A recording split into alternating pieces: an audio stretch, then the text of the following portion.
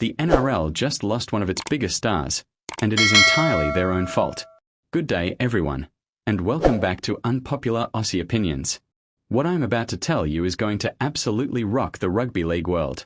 Reece Walsh, the 22-year-old superstar fullback who has been tearing up the competition with the Brisbane Broncos, is reportedly on the verge of walking away from rugby league entirely. And the reason? Peter Vlandys and his increasingly authoritarian grip on the game. Now, before you click away thinking this is just another conspiracy theory or some baseless rumor, let me tell you exactly why this is happening, why it matters, and why the NRL should be absolutely terrified about what comes next. Make sure you hit that subscribe button, because this story has layers that go way deeper than you think. Reece Walsh is not just any player. This bloke is generational talent. He is the kind of player that comes around once in a decade. Electric speed, incredible vision, game-breaking ability, and at just 22 years old, he should be the face of rugby league for the next 15 years. Should be. But instead, he is looking at offers from rugby union, and specifically, he is in talks with representatives from the Rugby 15-a-side code about a potential switch that would see him leave Australian rugby league behind. How did we get here? How did the NRL manage to push away one of its brightest stars? It all comes down to Peter Vlandys and his recent approach to player management and discipline. Vlandys, the NRL chairman who has undeniably done some positive things for the game, has recently taken what can only be described as a hardline stance on player behaviour. We are talking about new codes of conduct that are so strict they make military academies look relaxed. We are talking about threats of season-long suspensions for relatively minor infractions. We are talking about a culture of fear that is being created at the highest levels of rugby league administration. And Reece Walsh? Well, he has found himself in Vlandys' crosshairs. According to multiple sources within the Brisbane Broncos organisation and close to Walsh himself, the young fullback has been told in no uncertain terms that any further incidents, any further controversies, anything that could be perceived as bringing the game into disrepute, will result in severe consequences. We are not talking about a slap on the wrist. We are talking about potential deregistration, career-ending penalties, the nuclear option. Now, you might be sitting there thinking, well, what has Walsh done to deserve this kind of scrutiny? That is a fair question. Yes, Walsh has had some off-field issues in the past. There was the incident in 2021 when he was caught with cocaine in his system. He copped a ban. He did his time. He came back humbled, focused, and better than ever. Since then, he has been relatively clean. Sure, there have been some minor things here and there, but nothing that warranted the kind of attention he is apparently receiving from head office. But here is where it gets interesting. Vlandys has apparently made Walsh an example, a symbol of the new NRL, a player who must be kept under the microscope because of past indiscretions, regardless of his rehabilitation, regardless of his growth as a person, regardless of the fact that he has genuinely turned his life around. This is where the rugby union interest comes in. Representatives from rugby, and we are talking about serious money here, have reportedly approached Walsh with an offer that would see him transition to the 15-a-side game. The money being discussed is substantial, potentially even more than what he is earning in the NRL. But here is the thing, it is not really about the money. Walsh is already well paid. The Broncos have him on a good contract. This is about respect. This is about being treated like a human being rather than a PR asset to be managed and controlled. Rugby union, for all its faults, does not have Peter Vlandys. It does not have a chairman who seems determined to micromanage every aspect of player behaviour.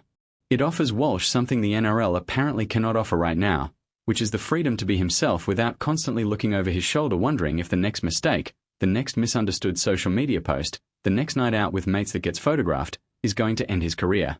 And let us be honest here, Vlandys' approach is not just affecting Walsh. This is a league-wide issue. Players across multiple clubs have expressed frustration with the increasing restrictions and the culture of fear that is developing. When you treat grown men like children who cannot be trusted, when you implement policies that assume the worst of people rather than encouraging the best, you create resentment. You create an environment where players start looking for exits. The tragedy in all of this is that Vlandys probably thinks he is doing the right thing. He probably genuinely believes that by cracking down hard on player behaviour, by making examples of people like Walsh, he is protecting the game's reputation. He is making rugby league more marketable, more family-friendly, more palatable to corporate sponsors. But here is the unpopular opinion, and this is where the name of this channel really comes into play. Vlandys is wrong. Dead wrong. You do not build a strong competition by ruling with fear. You do not create a healthy culture by threatening your stars. You do not protect the game's reputation by pushing away the very players who make people want to watch in the first place. Reece Walsh is box office. When he touches the ball, people lean forward in their seats. When he steps, when he accelerates, when he produces one of those moments of individual brilliance that make you remember why you fell in love with rugby league in the first place, that is what grows the game. That is what brings in sponsors. That is what fills stadiums and drives television ratings. But Vlandys seems to have forgotten this fundamental truth. He seems to have convinced himself that the game is bigger than any individual player, that rugby league will survive and thrive regardless of who is wearing the jersey. And whilst there is some truth to that philosophy in the abstract, in reality, it is nonsense. Sports need stars. They need personalities. They need players that fans can connect with, even if those players are imperfect, even if they make mistakes, even if they are not always the perfect corporate spokespeople that administrators might prefer. The comparison to rugby union is particularly interesting here. Union has traditionally been seen as the more conservative code, the establishment sport, the game for private schoolboys and corporate executives.